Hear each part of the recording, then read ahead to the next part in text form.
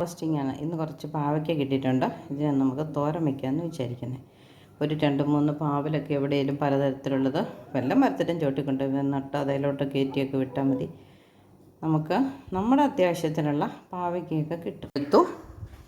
ഇനി അതിലേക്ക് അല്പം പൊടിയായിട്ട് അരിഞ്ഞ ഇഞ്ചി, ഒരു സവോളയുടെ പകുതി അരിഞ്ഞിട്ടിട്ടുണ്ട്. ഇത് കുറച്ച് കൊച്ചുള്ളിയും കാന്താരി മുളകും കൂടെ അരിഞ്ഞതാണ്. ഇനി തേങ്ങ ചേർക്കണം. പാവയ്ക്കല്ലേ, അപ്പോൾ നല്ല രീതിയിൽ തേങ്ങ വേണം. അപ്പോൾ നമുക്ക് തേങ്ങ കൂടെ ചേർക്കാം.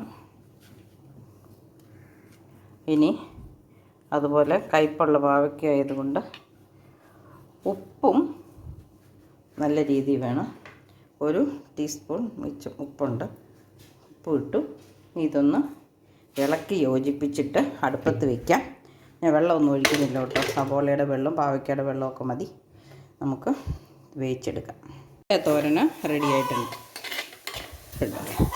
വെള്ളം ഒഴിച്ചില്ല, ഒന്നുമില്ല.